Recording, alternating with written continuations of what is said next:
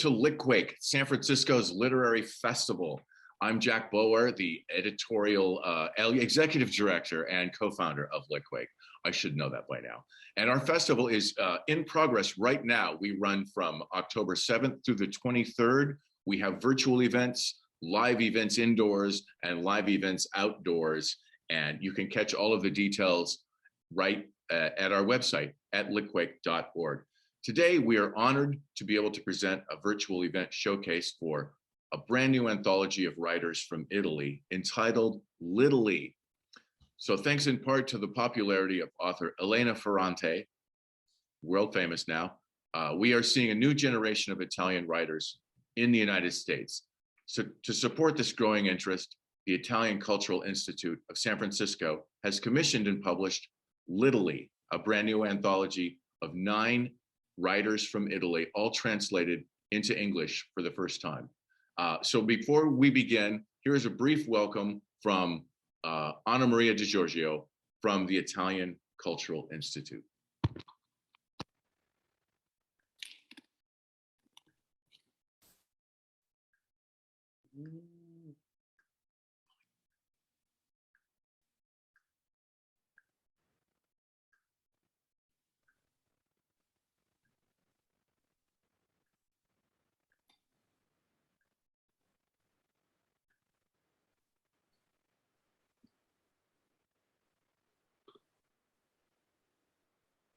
All right, we have some technical difficulties there, but she was very happy to be here. I'll just say that. And she had very warm words for everyone. So let's meet the people who are participating today. First of all, Marco Cassini is the editor of the LITaly project. He is the founder of 2 publishing companies, Minimum Facts and SUR. He is also the author of several books, including a study on Raymond Carver, a collection of interviews and essays on the Beat Generation, an anthology of American authors entitled, great title, Burned Children of America, and a memoir entitled Diary of an Incorrigible Editor. Marco Cassini, welcome. Olivia Sears is founder of the Center for the Art of Translation and the journal 2 Lines, and her translations of Italian female poets have been published widely, and she was also instrumental in translating the LITaly project. Ilaria Gaspari was born in Milan and is the author of 3 books which have been translated into several languages. She is a contributor to LITaly. And Matteo Trevisani is editorial director of, pardon me, Edizione, Tlan, and editor of the literary magazine Nuovi Argomenti. I hope I pronounced some of that correctly. He has written and continues to write for many publications in Italy, and he contributes to LITaly. Everyone here is speaking to us live from either Rome or Pisa, and Olivia is actually speaking to us from Seattle, and we are, of course, here in San Francisco. A few quick orders of business before we begin. Please follow Litquake on Facebook, Twitter, and Instagram for the latest updates on our festival. You can also support the LITaly project. I believe the link is in the chat area here, right? And you can download and read this project, and please support all of the other authors who are participating today. We also ask for your support of the Litquake organization to allow us to bring you these events for free. We are a nonprofit based in one of the most expensive cities in the world. And if you believe in keeping literature a key component of San Francisco's cultural landscape, please consider donating to our efforts. Every bit helps. You can find us through Venmo or PayPal or directly at litquake.org. Many thanks to everyone for watching today. This event is sponsored by Center for the Art of Translation and co-presented by the Italian Cultural Institute. And if we can get that video working a little later on, we'll bring it to you later. So without any other interruptions, let's get on with the program today. Please welcome Marco, Olivia, Ilaria, and Matteo. Thank you. While we hope we'll be able to see and hear what Anna Maria Di Giorgio, the director of the Italian Cultural Institute, has to say about the anthology. I'll do my best. So first of all, good afternoon or good evening for the night owls who are following this event from Italy, where it's almost midnight. And let me begin by thanking the festival, Jack, who introduced us, all the organizers and the staff of this wonderful Litquake. And by mentioning Litquake, I cannot but mention something. I don't know if I should really say this, but like in many other cases in my professional life, this anthology originally started with a pun, wordplay. I suggested Anna Maria Di Giorgio, we made an anthology of Italian authors in San Francisco and call it Itquake. But then we feared the festival would sue us.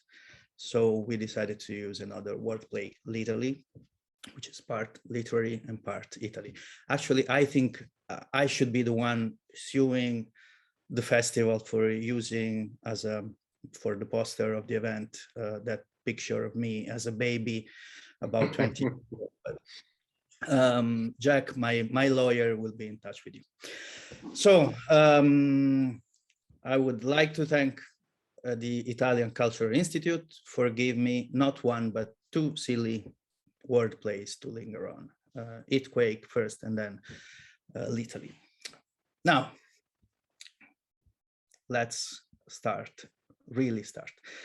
So selecting works, excerpts, authors for an anthology is always a work of both inclusion and exclusion. So in order to have fewer exclusion, we decided to sort of narrow down the landscape to Italian contemporary authors who had never been previously translated into English. And then I also added my own personal touch, deciding to include only authors whose works had been published by small or independent presses in Italy. These two criteria did make the landscape somewhat smaller, but we still luckily had a lot to select from. So we are very proud to have this anthology and these authors in it, because all of these 9 authors deserve, in our opinion, a wider audience and possibly an international audience. And now they have it, because at least some part of their work is translated in English. And then presenting an anthology in a panel is yet another work of selection. We couldn't possibly have all 9 authors and 2 translators speaking today. It's not night in San Francisco. So I would like to thank and give salute to first the one who are not here, the other translator, Anne Milano Appel, and all the other 7 authors: Andrea Esposito, Francesco Longo, Eleonora Marangoni, Paolo Pecere, Andrea Pomella, Remo Rapino, Vanessa Roghi, and then finally the 2 authors who are here today, Ilaria Gaspari and Matteo Trevisani. Welcome. And welcome. Thank you. I would like to start with a question, which is for both of you, for both Ilaria and Matteo. And it's about your relation to this very anthology we're presenting here today. How did you feel seeing and reading an excerpt from one of your books? And in both cases, they were debut novels translated into another language, and particularly in English. Ilaria, would you like to start? Yes, thank you. First of all, I want to beg your pardon for my accent, which is horrible, I know, but I don't know, I hope you can still understand me. And then thank you so much. It's such an honor to be here with you today, tonight, just in case we are in Italy or in the US. And to come to your question, well, at first it was already an honor to be selected to be part of this anthology, because this novel that has been partly translated was my debut novel, and it is, you know, I've written other books and that have been translated into other languages, not into English. English is like my, you know, the land I never get to touch with my books. So I was, you know, a little bit sorry about that, because it is a language that, in spite of my horrible accent, I love very much. I love very much English and American literature, and Irish literature, and I've read so many writers that were writing in English. So I think it's a language that, you know, amazes me for its simple elegance that I find always so easy to love and to feel when I read something in English, and I was always a bit put down from the Baroque quality of the Italian language, which is a beautiful language to write, but sometimes it's quite overwhelming, and I always felt that, you know, like how I would like to be able to write something in English, because, you know, it's so simple, so elegant, so easy to see the form, the elegance of the form when you write something in English. But of course, I'm not able to write fluently in English. I can write small things. I tried to when I was younger. I even tried to write some horrible songs in English, but, you know, it was something like very, very hard to get. And then now I saw the first pages of my first book translated into this language, so beautiful, so clear, and I was so moved, because those pages, I wrote them when I was living in Paris. I did my PhD thesis in Paris, but as I was, you know, meant to write my PhD thesis, I didn't feel like so much writing the thesis, and that's why I started and finished writing this novel in a couple of months. I was very, very quick to write it because I was supposed to do something else. This is like an old procrastinator trick. If you have something to do, you can do another thing before you could possibly finish the thing you should really do.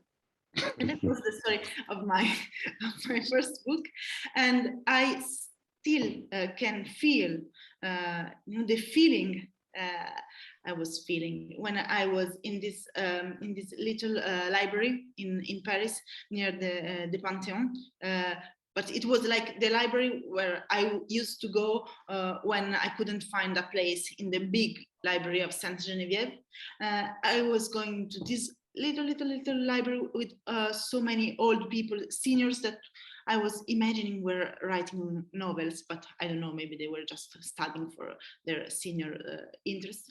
And I started to write as a joke, just saying, okay, let's see if I can write a mystery novel. And I wrote the first page, and it was so weird because I found that some story had deposited into me, and then to see that images just thrown into this language that I love so much was so thrilling. And I want to add something that might be stupid, but I think I have a very deep faith in serendipity and in coincidence. And today I'm here in Pisa, and today I'm the age of the main character of my book, as I was when I wrote it like 7 years ago. I imagined my age of today, like very old age. So that's so weird to be like, I'm here and I'm in Pisa, and I just came today to Pisa. And the beginning of the novel it's the picture of an arrival in Pisa. And as I arrived this morning, and I was feeling that tonight, because for us it's night, I was going to meet you, I was so amazed to find that my arrival in Pisa was exactly like the one I wrote in my novel. So that is a magic quality. I'm sure I was influenced by the feeling and the thought that I was going to be with you tonight. But that's just to say that, it was really an overwhelming emotion. And I'm so happy to have seen it and to have read it and to have been able to read also the other excerpts. I read all the novels that were translated and I love them. And I'm so happy to be here tonight with Matteo, a writer which I really, really admire. And, it's so good to be, I'm sorry for my enthusiasm. Maybe it's like very... No, enthusiasm is always very and we need. Also, now we know that you wrote already 7 years ago what is going to happen tonight. So perhaps because it's you already wrote what Matteo is going to say now. You already know what he's going to say. Matteo, how was it for you to read your? Well, first of all, thank you, Marco, thank you, Jack, and Litquake for having us, me and Ilaria tonight. Ilaria is a friend, but also an amazing writer and philosopher. In Italy and hopefully in the rest of the world very soon. Well, I think that being translated is one of the greatest honors that can happen to someone who writes. Perhaps that's why we write. I think that my stories, but maybe all of us think that our stories could have a universal reach, but seeing it actually happen is a completely different thing.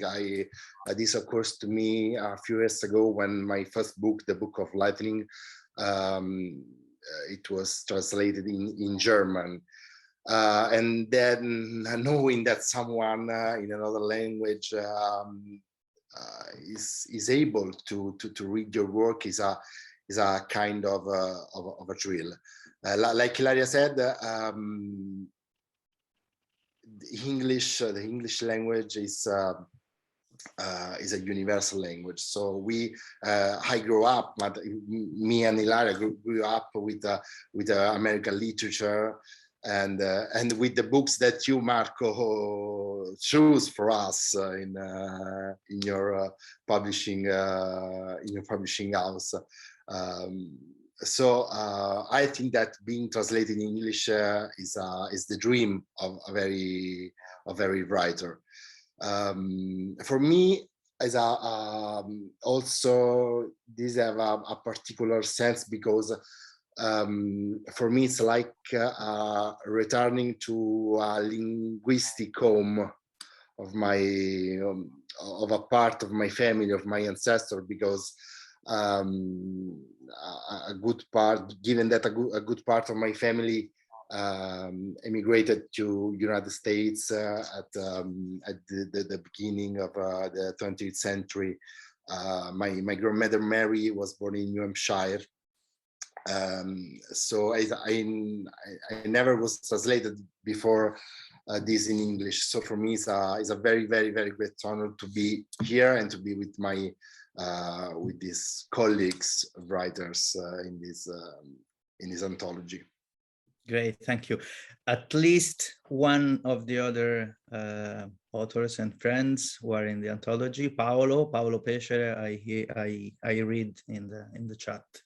Is here. I don't know if perhaps any of the others are here, show up and say hello. So we started with language, and of course it's the right time to introduce Olivia. I would like to ask her something still on the topic of language. Olivia, usually in translating a book, I believe, because I'm not a translator, but I guess the main goal for a translator is learning sentence by sentence, paragraph by paragraph, page by page to enter a world that's the author's language and the author's style.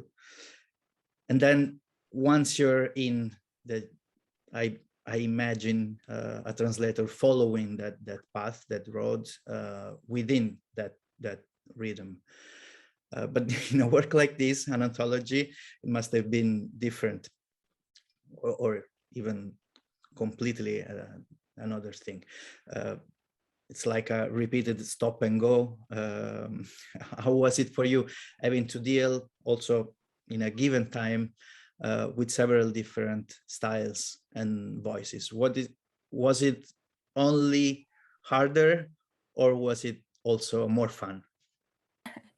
It was definitely both harder and more fun.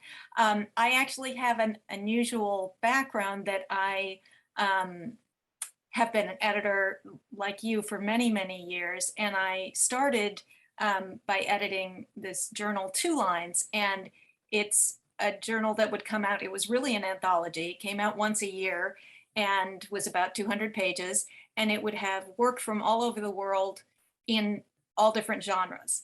And I didn't translate them. Obviously, they were from all over the world, but I edited piece after piece that was incredibly different one from the next. And you'd have very famous writers juxtaposed with very new voices who had barely been published in their own country, and poetry and nonfiction and fiction. And I really enjoyed that. I really enjoyed entering into that little world, as you say, of that piece, and then finishing that off, and then, you know, having a cup of coffee, and then diving into the next one. So I did that for 10 or 15 years of editing those anthologies. So this is the first time I've been the translator jumping from one to another, because, as you say, generally our projects are one author and you're finding the voice. I thought it was absolutely fantastic. It was like, you know, trying on different hats. And I did try to separate them, work on one, you know, for a week, and then put it away and work on another, and really get into the headspace of it. They were so incredibly different, for which I have to really commend you, Marco. The selection is truly astounding, because I had just read for the Strega Prize, and there was still really a lot of autofiction in the prize this year. Most of the books had either an explicit autobiographical element to them, or just thematics that you felt was, you know, largely borrowing from autobiography. These books, I mean, we have heard Ilaria has some connection to her the story of her novel, because she's in the same hotel. But generally, these all were narratives that felt like fiction, regardless of how autobiographical they might have been. And they were in such a variety of styles. I was really thrilled to have a chance to translate so many different voices. I'm afraid that the two of the three that I did not translate are Ilaria and Matteo. So I was so excited to read them. And of course, Anne Milano-Appel is an incredible and very prolific translator. I've been reading her work for years. So I'm thrilled that I get to read her translations. Thank you.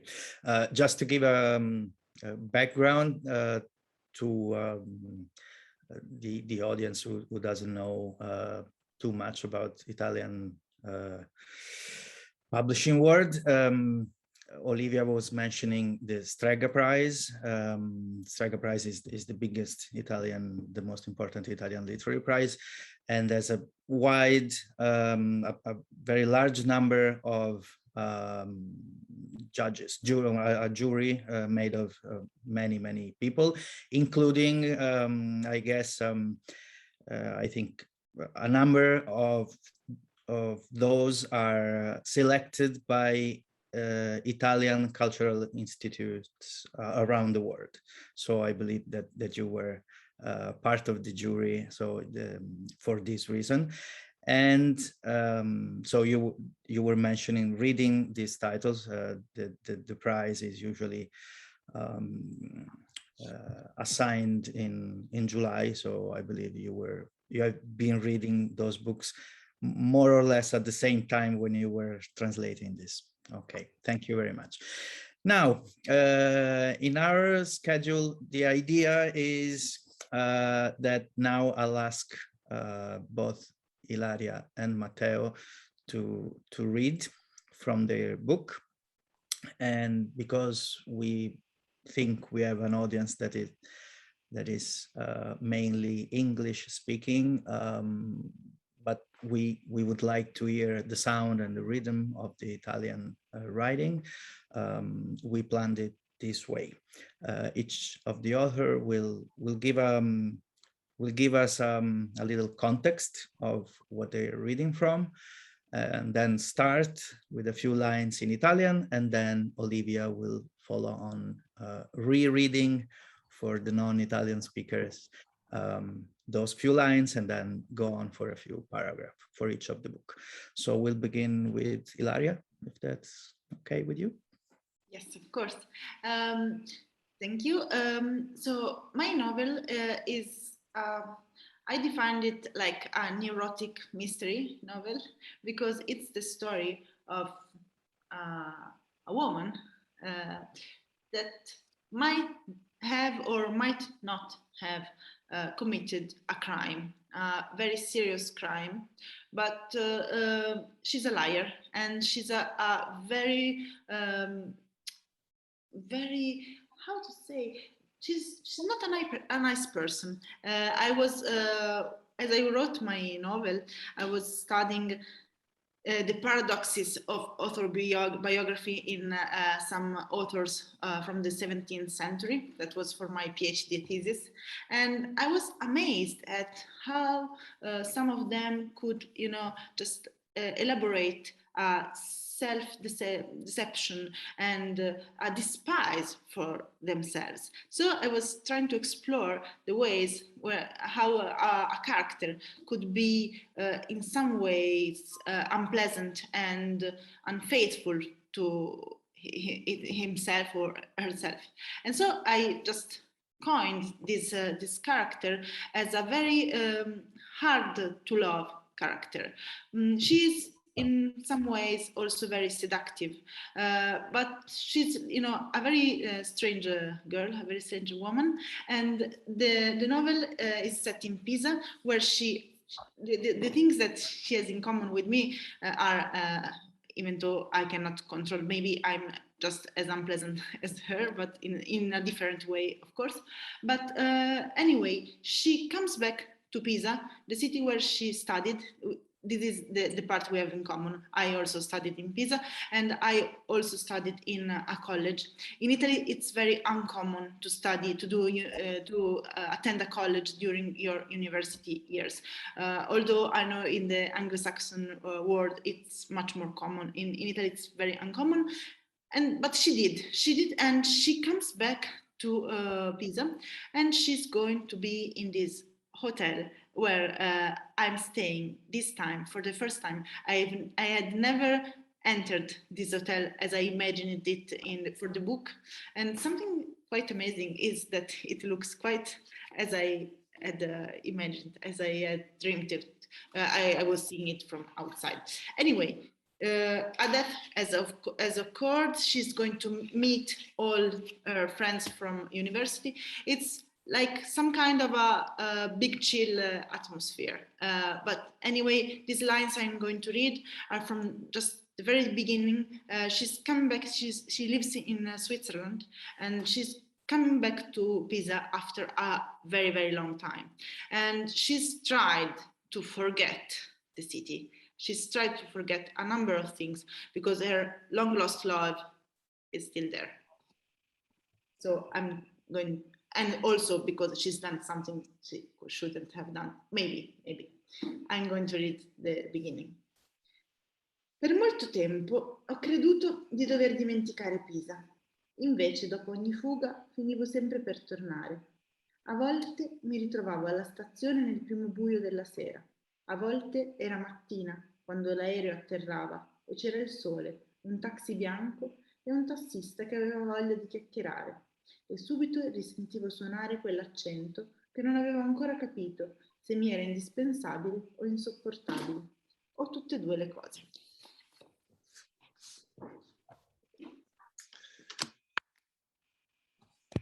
My book, the Book of Lightning, is about a young man.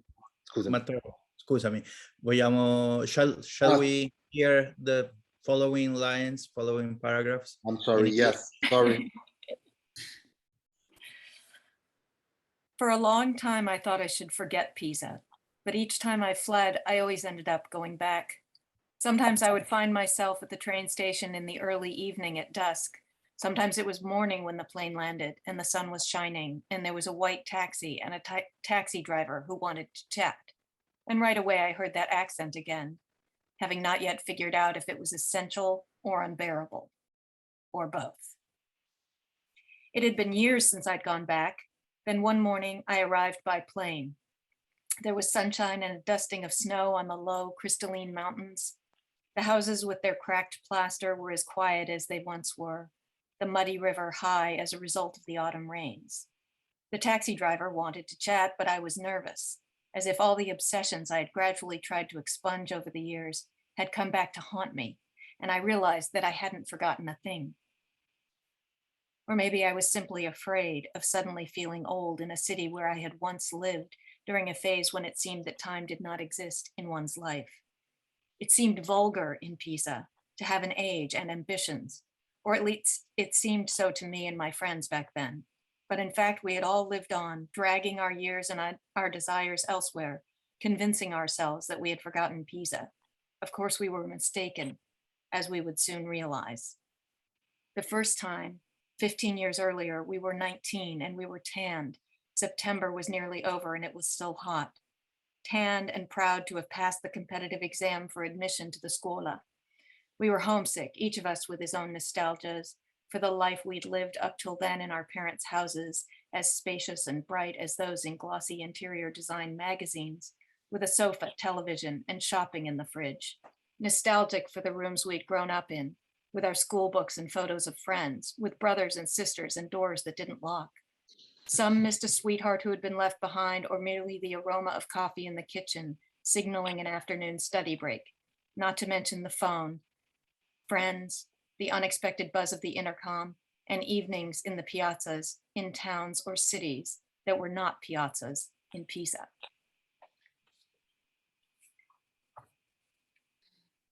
Thank you. I can go now. Sorry. My book, The Book of Lightning, is about a young man that come to the world of the dead. Is a journey along the tracks of an ancient cult of lightning, an ancient cult that was Roman, down into the underworld and then back into the land of the living, or of those that believe to be so. The ancient Rome thought that a lightning could open a gap, a door into the earth between the two worlds, the living and the dead. And this man this young man that has my name, Matteo, is in the middle of this door. So trying to find out why, with an ancient map of the lightnings that stroke in Rome, the Matteo tries to discover the meaning of his destiny. The book is completely based on real Latin sources, and it could be seen like a coming of age novel. A story that a young man that finally becomes who he has to be. I will read the beginning, the first chapter. Roma fantastica. L'anno della mia morte era iniziato bene.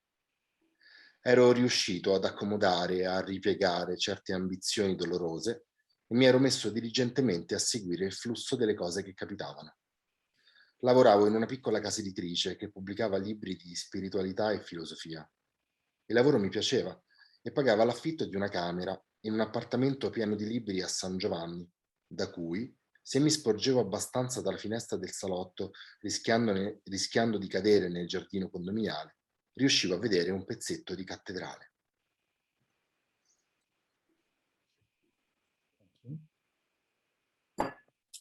Fabled Rome. The year of my death had started well. I had managed to adjust and step back from some painful ambitions and had diligently begun to go along with the flow of what was happening. I was working at a small publishing house that put out books on spirituality and philosophy. I liked the job and it paid the rent on a room in an apartment full of books in the San Giovanni area. If I were willing to risk falling into the garden and leaned out far enough, I could see a section of the cathedral from the living room window. For some time now, I'd been wandering around Rome, alone, to discover things that everyone's memory had forgotten. I recently wrote about it for a magazine. I loved abandoned museums and churches that no longer had a history, obliterated Roman temples, and the inscriptions that can be seen on the walls of the Domus Tiberiana on the Palatine Hill. I had lived in Rome for more than 10 years, but just as you fall in love with your best friend, who in the end is practically a sister, I'd begun to marvel at Rome, as if no other city had ever existed in the world. I could never have imagined that while I felt like I was living a quiet life for the first time, without any rude jolts to bewilder the mind, fate was preparing a journey for me, a journey back through the world of the dead. All that remained to me of the place where I was born were hazy suggestions of a silty beach that could be considered a marsh, memories of a happy enough childhood, and the provincial illusion that no other place will ever be good enough for someone who has been accustomed to cleansing his thoughts in the sea. I left the Marche at the age of 18 to study philosophy in Rome. The first time I saw the city, I had the impression that I had always known it. I truly thought that a city was the highest human form, the space where man's spirit is best expressed. And in my thoughts, the city was not distinct from nature, but rather an extension of it. The columns of the temples were the trees of sacred woods, its piazzas were lakes, its narrow streets the impenetrable paths of enchanted mountains. For this reason, the one city worthy of that name could only be Rome. My father had driven me down on the autostrada, leaving me there to live alone in a place that had no seaports or fishing boats bobbing along its docks, no lighthouse to illuminate the fog of winter nights. Thank you. Thank you. And also we thank once again Anne Milano Appel, the other translator who translated the two excerpts we've been listening to. Okay, so question for Ilaria.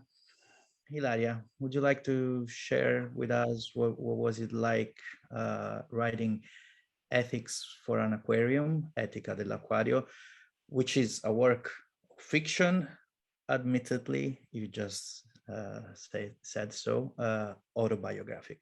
how did you work on inserting personal material in a fictional narrative structure? Yes, so it was quite crazy as an idea that I got, but I was working at the time, as I told you, on my PhD thesis, which was about like some ways of writing about emotions in the 17th century. So I guess that was just the beginning of the idea, the beginning of this fire that got into my mind, that I was going to explore a fictional story, because the story that I tell in the book is completely invented. It's not a real story, but I wanted to use some materials from my emotional life. And this is very weird, because the last book I just released this year is about emotions. And I think it's just the closing of this circle. And I'm seeing it now, because I had never, I don't think anyone reflects about his or her work as a whole, but tonight I'm doing it. So I guess it was something like this. And the material, the emotional material that I wanted to use was some material that was very much linked to a very strong form of nostalgia that I was feeling, a certain kind of homesickness, but it was not about my home. It was about the home that was no more my home. This city, Pisa, has a very peculiar feeling. I don't know if you that are following us from the US maybe have ever been to Pisa. It's a very small town, and it's very known for the Leaning Tower, but it has some weird quality that makes it so that time has not does not give the feeling to pass.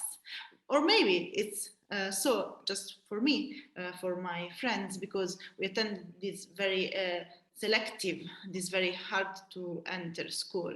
And we were living in these colleges, and it was like some kind of a life that was quite different from the lives of other fellow students, other people our age, our friends at home. And as I was living in Paris and I started to conceive the story, I wanted to give voice to this feeling that I had, that I had lost once forever, this this link to this town. And I wanted to deny it to myself. I wanted to in some way to fight, but I knew it was like a fight that I was meant to lose. I wanted to fight the idea that it is an idea that I today I spent sometimes thinking about, that we do not we do belong to some places that do not belong to us. And I was feeling this very, very deeply. And so this was the the thing that was so hard in me, so strong in me as I was writing my novel. So this atmosphere of the city, the town, which is in some ways a character, it conveyed all the emotional energy that I had. And sometimes there were also other points where all my energy was collapsing in getting on fire. And there were the places where I was writing about everyday life in this scuola. This is a very exclusive school, very competitive school. From there, I was studying philosophy, and I think I was pretty much influenced by some paradigmatic models of of social life that I was studying. I was studying the panopticon, for example, and I was feeling that this school was somehow like a panopticon. It was like some disposal where everybody could observe everybody. So the aquarium metaphor is like the idea that we were living before a glass, and that everyone could see every detail of our lives. And then I was reflecting about seduction, and I was reflecting about the genealogy of the values that we believe in, and in such a small community as the school, which were the values that everybody was, was swearing by. And so I was, somehow influenced by my studies, somehow influenced by my very strong, very deep emotion about my past, which was so fresh back then, was so recent. And it was so weird, because now 7 years later, I never reread the stuff I write, because I'm very critical with myself. But anyway, I just read the first pages today to prepare for this meeting, and I had the feeling that I can still feel it. And so many people that, not so many, but many people that, quite many people that have lived for a while, for a brief period of their lives in Pisa, over the years have written to me just saying, you gave the feeling that I have towards that town. And that's so, and also other people that have lived like their university life in one town and then moved to big cities or elsewhere. And that's so cool for me to hear, because it's cool. It means that I got that feeling. The difficult part was that many people from the Scuola Normale were not very happy, because I depicted in my book some rituals, like something that they did to freshmen, to the people that were entering the first year. And there was this thing that was called the process to freshmen, and you can find it in the book, and it's very rude, it's very rough, it's something like very strong, and it was absolutely faithful to what happened to me. I did go on the stairs on my knees with a guy that was like taking my hair from here. I did it. It was so weird that night. It was a wild night for many of us, and I wanted to use that, that energy from like a rant, like a big rant, because my main character, she's always complaining about stuff that has been done to her. But in that case, I think she might have been a bit right to complain. But anyway, it was not only for denunciating a costume that I fought with my friends, like in real life when we were living it. Afterwards, we did a sabotage for the next year for this process. But anyway, what was so strong was that some people were not happy at all, and they called me like some bad names for having written this book. And now it all seems so distant. Back then it was quite weird for me. I'm a very shy person. I was so insecure. I cried a lot after publishing this book. And now I still remember. Cosa? You smile a lot instead now.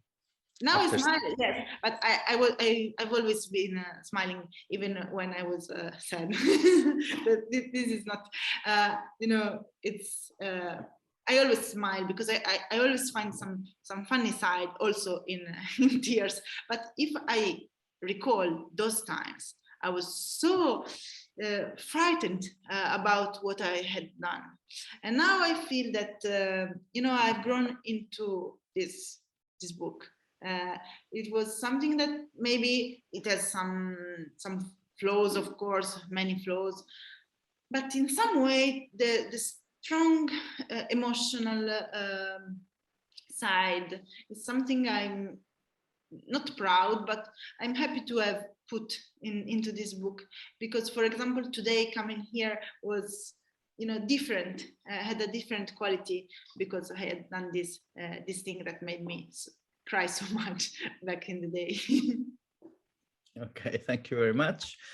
And since you mentioned the Leaning Tower of Pisa, I want to remember something that Lawrence Ferlinghetti said when it was one of the first thing he suggested to the mayor when he was a nominated first poet laureate in San Francisco, and he suggested the mayor to tilt the Coit Tower like in Pisa, which would help tourism in San Francisco. I remember that when you think of it. Okay, now it's time for a question for Matteo, and then we'll close with a quick question to Olivia, and then we'll have probably, it seems like Anna Maria can make it to join us live, or sort of. Okay, Matteo, the Book of Lightning, Il Libro dei Fulmini, is the first installment in a trilogy. It was followed by the Book of Sun and the Book of Blood, which was published very recently. Did you think of Book of Lightning as a part of a larger project since the beginning when you first started writing it, or did the idea of somehow enlarging it or adding new parts came up to you only later? No, the second one. It was not until I wrote the Book of Lightning that I realized that I had the opportunity to pursuing a deeper research.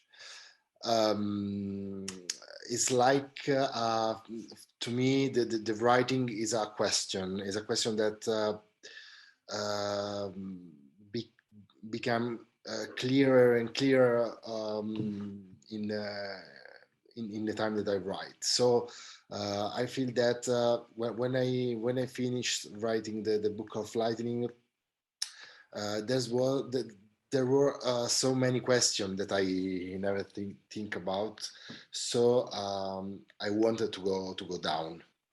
That I was to go up because of the Book of the Sun. Is a story about a young astronomer, Eva, that she is in the search of the best way to reach the sun, staying on the earth. This is an alchemical book and about astronomy, in a book of astronomy, and these are questions about meaning of reality, about the world in which we live, in which I live. I think that this is not the holy world that we live in, but there are so many others that collapse in this one, and maybe the writer or the reader or the human being can put the head out of this window and try to see the other worlds. So these books to me are the possibility to do so. The book take the previous one and tries to replace it, to surpass it.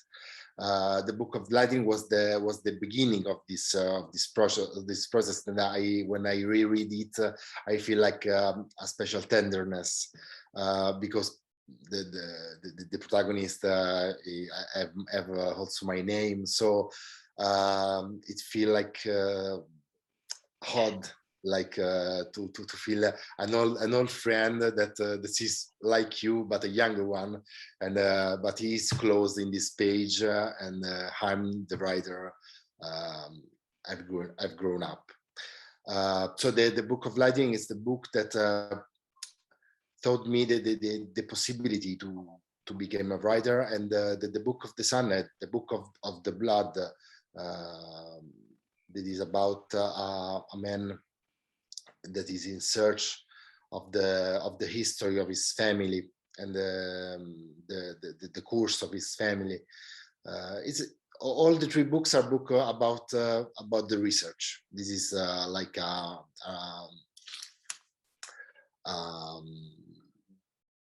an important thing that that connects the three books. So the book of the sun and the book of the blood made me a writer. So no, the book come from one from another, like is a genealogy from the books itself. Okay, thank you very much. Now I see that Anna Maria Di Giorgio, the director of the Italian Cultural Institute, has joined us. So maybe you are aware, Anna Maria, that we weren't able to see your video. So you have opportunity Thank you very much, Marco. Yes, I'm sorry. live. I really wanted to be here with you live, but as you might see, I'm attending the Italian parade for the Italian Heritage Parade in North Beach. So that's why you see the Italian flag all over me. And I'm very, very happy to be here with you for the wrapping up and to greet my friends, especially Marco Cassini, the curator of this project. Without Marco, nothing of this would have been possible. A special greet to my friends Ilaria and Matteo. I'm so happy to see you there. Olivia Sears and Ande Milano up, the 2 translator of this amazing project. And of course, Litquake Festival, Jack Bolwer, to having us and hosting us during Litquake. Grazie a tutti. Thank you so much. I hope you will be able to enjoy these 9 authors, these 9, I'm sorry for the bruise, but that's what you get. And when you're live, and I hope you will enjoy the authors. You will discover new authors, that you will share these authors and their book with your friends. And so I'm very happy. And I also want to thank the Ministry for Foreign Affairs for giving us the funds for this project, and the Consulate General of Italy for supporting us, our cultural events. I also wanted to say that the Italian Cultural Institute will open a new Italian Cultural Institute in North Beach, Sensom 710 soon. So please follow us to keep us up to date. And so I wish you a very pleasant afternoon, and thank you very much for being here with us today. Grazie a tutti, arrivederci. Thank you. So I think time is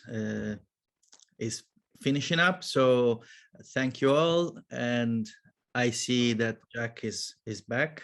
So I just wanted to come on and say thank you so much to everyone for watching the program, but also in particular to Marco, Matteo, Ilaria, Anna Maria, and Olivia for joining us today. It was very special conversation, and I encourage everyone to go find the LITaly link in the chat area there. It's a beautiful book. It's beautifully designed.